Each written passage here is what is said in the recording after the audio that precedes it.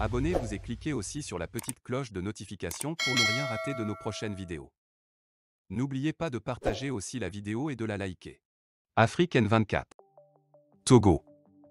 La panique s'installe dans l'armée suite au terrorisme dans le nord. Quand nos militaires confondent des bœufs aux terroristes. Affaire de bœufs tués par balle de Newpurma, on en sait un peu plus. Bavure sur bavure. Après avoir confondu des jeunes enfants aux terroristes, c'est le tour des bœufs d'être confondus aux terroristes. Décidément, la médiocrité n'a plus de qualificatif au sein des FDS. L'affaire défraie la chronique et les interprétations vont dans tous les sens au sein de l'opinion publique et sur la toile. Certains internautes n'ont pas hésité de parler d'attaques terroristes contre le 4e régiment interarmes de Newpurma, créant ainsi la psychose au sein des populations. Et pourtant, il n'en serait rien de tel. Selon des témoins, dans la nuit du lundi 26 décembre vers 22 h, des coups de feu ont été entendus à Newpurma et ses environs. Prise de panique, nous sommes restés terrés chez nous.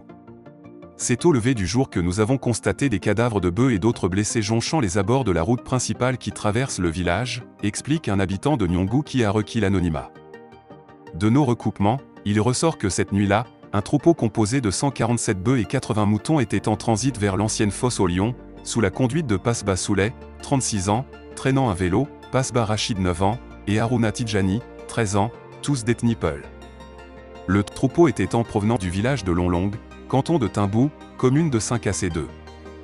Aux environs du village de Newpurma, non loin du 4e régiment interarmes, des militaires leur auraient ordonné de s'arrêter et de rassembler le troupeau. Le sieur Souley a été arrêté et conduit à la brigade territoriale. Des tirs de sommation ont été effectués et les autres ont pris la fuite, pris de panique. Ne connaissant pas le village, le jeune Tidjani a trouvé refuge dans une famille Peul qu'il a vite signalé aux forces de l'ordre. Il a été arrêté. Le 3e, Pasba Rachid, a été retrouvé le lendemain dans le village et arrêté lui aussi. Tous ont été conduits à la brigade territoriale de Dapaon. Alertés aussitôt, les familles auraient informé le maire de Saint-Cassé-2 de l'incident et celui-ci leur aurait conseillé d'attendre le lever du jour avant de se rendre sur les lieux. Mardi 27 décembre 2022, Derman Souley, Haruna Tidjani et Haruna Karim se rendant sur les lieux à bord de 3 motos ont essuyé des tirs à Yenyan avant d'être immobilisés et arrêtés, affirment des témoins.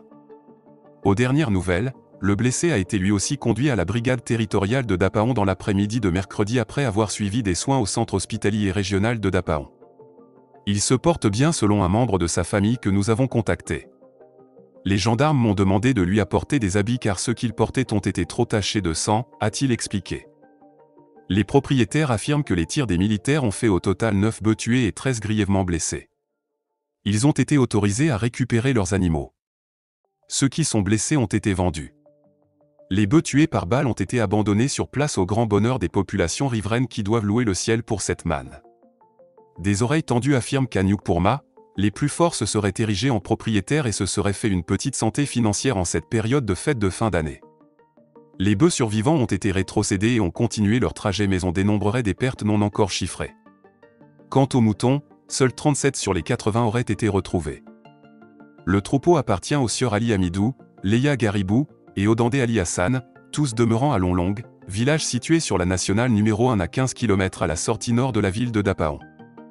Pourquoi les Bouviers ont-ils choisi la nuit pour traverser cette zone avec un si grand troupeau sans avoir préalablement informé les autorités alors que la région traverse une situation d'insécurité et qu'il y a déjà eu un précédent avec des Peuls transhumants? Qu'est-ce qui a amené les militaires à ouvrir le feu sur les bœufs et les propriétaires à leur arrivée sur le lieu? Est-ce une panique ou une malinterprétation du contexte? Voilà des questions qui sont restées sans réponse. De toutes les façons, des échanges de tirs avec des bœufs n'honorent pas les FDS. Vous êtes de plus en plus nombreux à nous suivre sur Afrique N24, et vraiment nous tenions à vous en remercier. Nous lisons tous vos commentaires qui enrichissent le débat et vraiment nous vous demandons de nous soutenir pour continuer à avoir cette ligne éditoriale indépendante, et vous proposer des émissions toujours de plus en plus enrichissantes. Merci et à bientôt. Likez la vidéo si ce n'est pas déjà fait. Laissez aussi votre point de vue en commentaire.